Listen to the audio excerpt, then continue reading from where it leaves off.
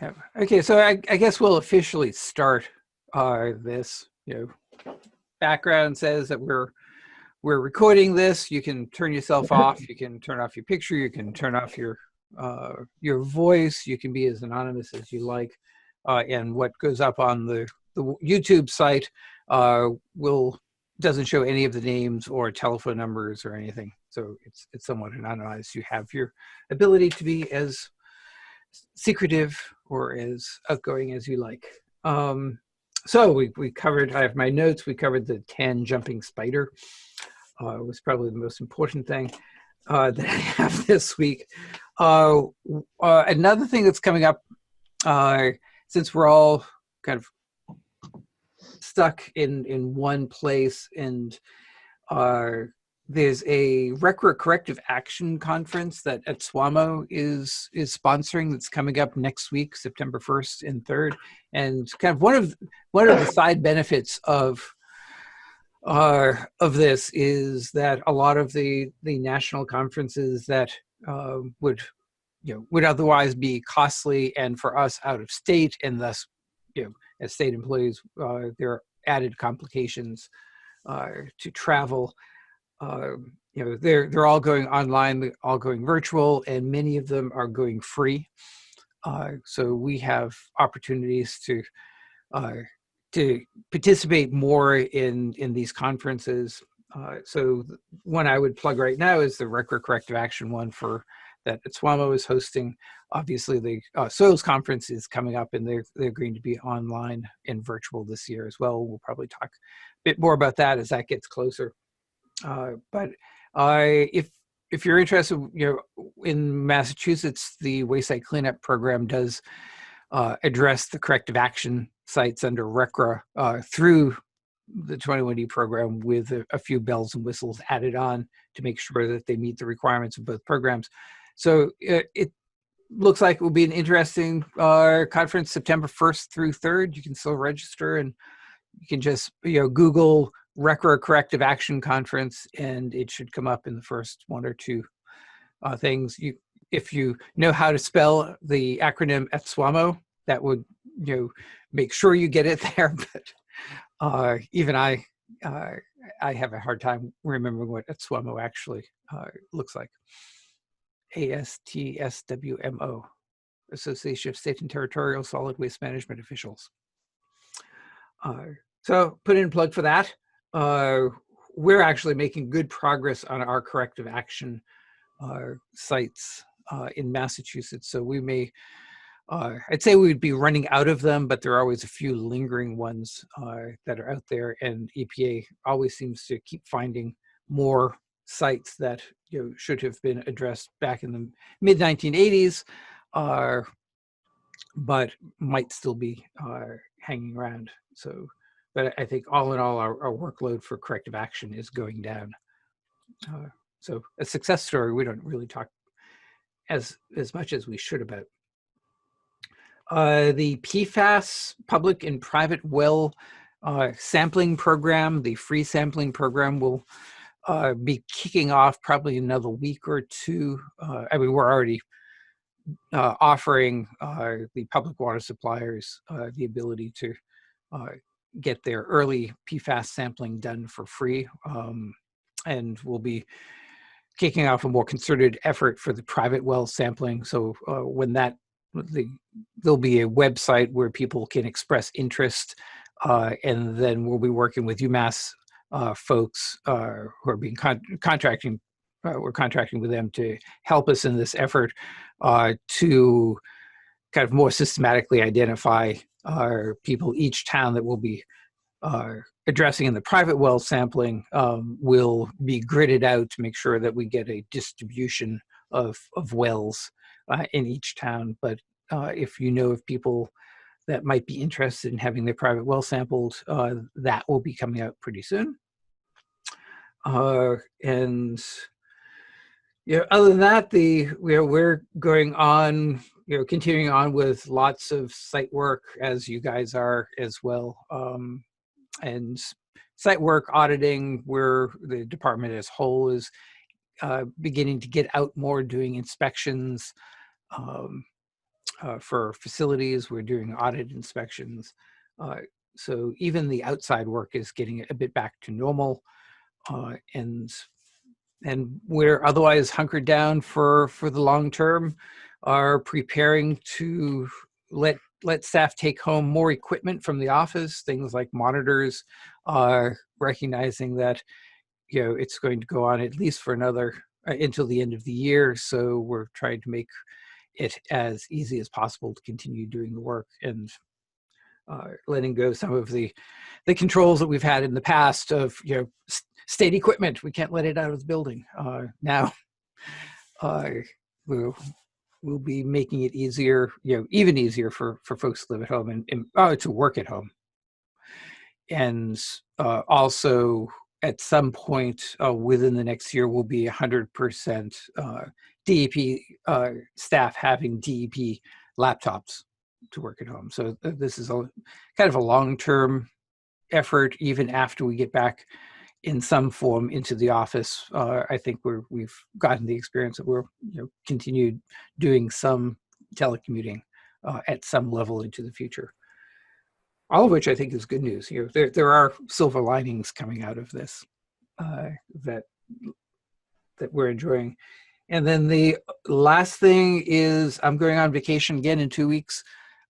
So I think we'll skip that meeting, which would be the week of Labor Day week, which I think the Thursday would be the 10th. And this time I'm actually going away. And not to Deer Island. So that's all I've got. Any of the DEP staff have anything they'd like to add? Liz? Ken? I'm looking around. Anybody else? No, everybody's being quiet. All right. Okay, well then I'll open it up to, you know, the outside world. Anything, any highlights of the work that you've done this week? Any things we should be paying attention to?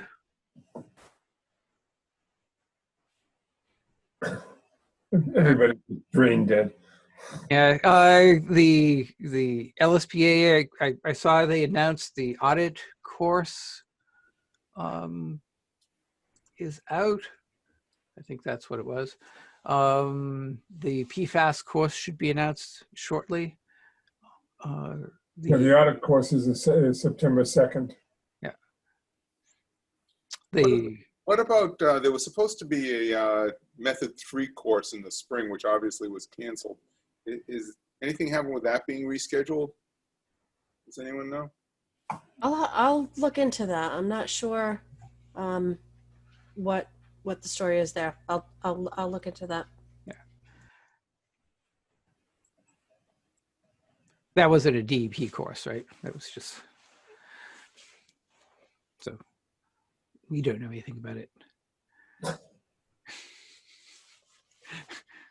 About the course. We know a lot about Method 3. Plausible deniability, Paul. That's what it's all about.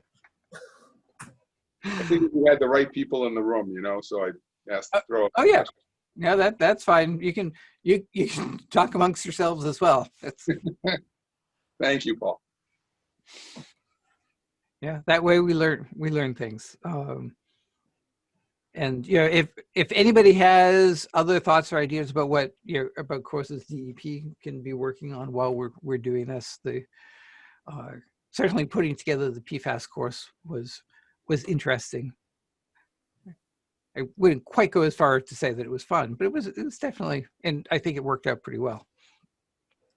Hey, Paul, a PFAS question. When you roll out the private and public well sampling in a couple of weeks, which list of PFASs are you going to analyze for? Good question. All of them. 533, 537.1. Which one? So 14, 18 of them? Which? I actually don't know the answer 33, 25. off the top of my head.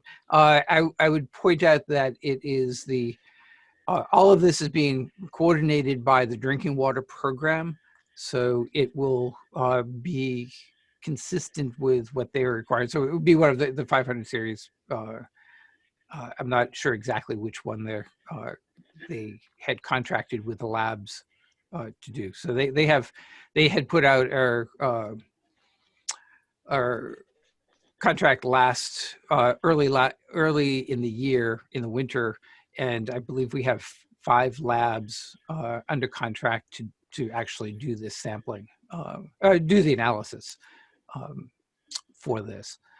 So they'll all be using the same method. I just don't remember exactly which one it was, but it's 531, some version of that. So we'll be seeing PFAS analytes well beyond, more than just the ones under the MCP. Well beyond the 6, yes, Yes. which I now see referred to in the internally in the documents that are being prepared for this as the PFAS 6 that are regulated. Is that like the Jackson 5? Hmm? Like the Jackson 5. The Jackson 5, the PFAS 6, Chicago 7. the MCP 14, yeah. So RSR 50. So they'll be analyzing for and quantifying more than the 6, but obviously the MCP standards, all that obviously focus on the 6. So there won't be any.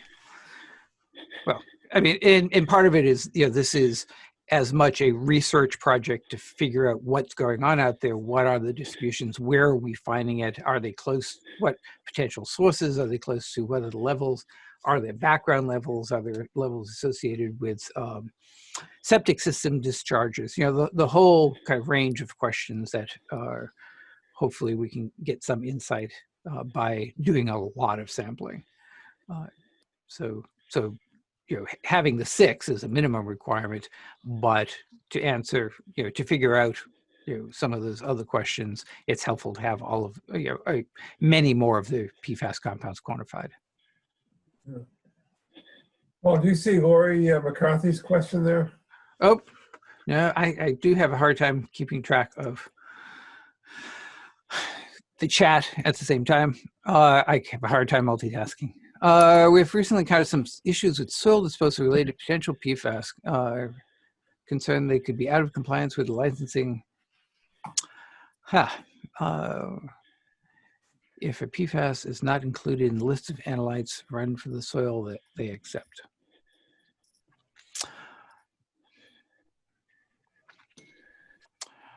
Okay, I will partly pass that along to the solid waste, the BAW folks. Oops, it got longer.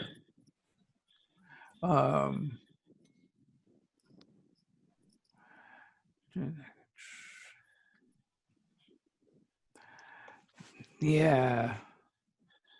I mean, that is rolled up into the bigger question that DEP is struggling, working on, that for these various solid materials, whether it's soil, whether it's the other big one is septage, sludge, biosolids, compost material. There are variations on those questions being asked, and it helps slightly to have MCP numbers, but the fact that they're based on the generic background values is just kind of one data point in all of that. The fact that there are sufficient background levels of PFAS is both reassuring and problematic.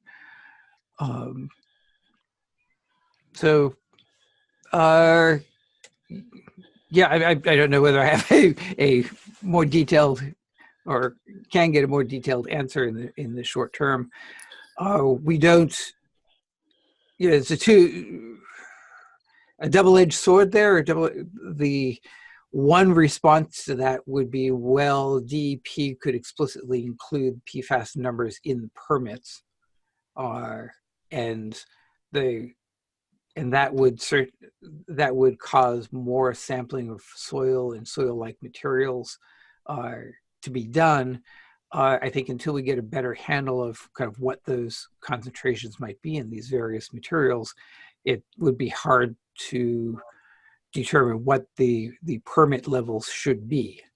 And I think that's what a lot of the biosolid questions are revolving around, trying to get a handle on what's out there, what levels actually cause a problem for leaching the groundwater, if you were to establish permit levels, what they would be, and then that would drive the sampling.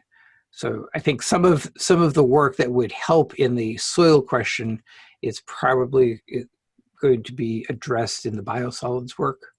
And I know that I think there's going to be a big meeting, public meeting on that later in September that may or may not be scheduled yet. But so there's work being done on those issues, but it is methodical. Are the biosolids looking at only the PFAS-6, or are they looking at a broader range of compounds? Well, to be clear, if I say that they're looking at a broader range of compounds, that's not to say that that a broader range of compounds will be regulated. I think both under the MCP and under the drinking water program, we are interested in seeing the results of the analysis for more than the 6.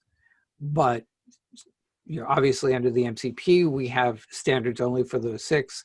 The MCL, assuming that it is finalized the way it was proposed, will only be summing up the concentrations of the 6.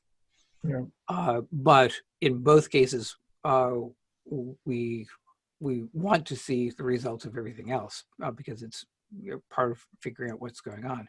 So I think the biosolids people may take a similar approach. So in the discussions, certainly everybody is interested in seeing data that involves more than the 6. What comes out at the other end on, if there are permit levels, sludge reuse, composting levels that come out of that process, if I were to guess anything, which would be just a guess, not an informed statement, that it would probably be consistent with what has been done in the MCL and the MCP worlds, that focusing on the 6, but being interested in the rest. Yeah. So all of that still more to come. The solid part of the PFAS world is coming along a lot slower than the liquid parts.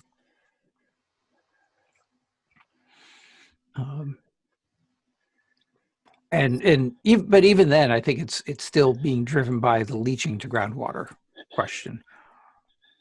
In our world, if you don't have GW1 groundwater, then PFAS is much less of an issue,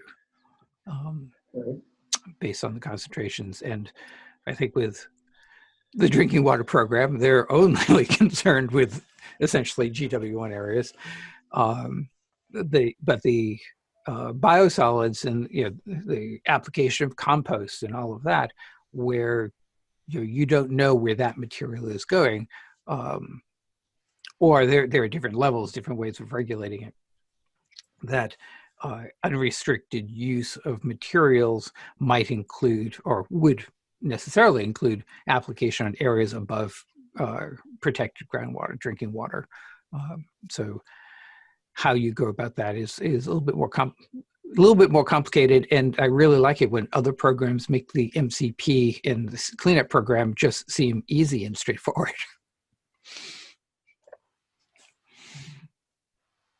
Our life is simple because the sites are located somewhere, and that tells us a lot about what's acceptable. On a similar vein, Paul, I have to tell you, I'm dealing with a site in Connecticut through our Connecticut office, and dealing with the Transfer Act and all the ins and outs of that. I feel much more comfortable with the MCP. It seems very simple compared to that. Well, thank you, Connecticut, for making us look Good job. straightforward. PPA. Not that what we do is simple, but it's, you know, I hope it makes sense. It can be complicated but logical, and I'm okay with that. What else you got? Well, you know, Connecticut is working their way slowly toward a release-based reporting system, Larry. So we hope to have something like the MCP in Connecticut, possibly in 2021. Yeah, we'll have moved on by then, Matt. Don't worry about it.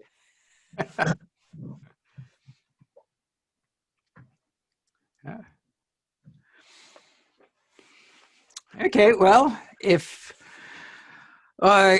people don't have anything else they want to bring up, we'll call official close to the meeting, and we'll stop the recording here.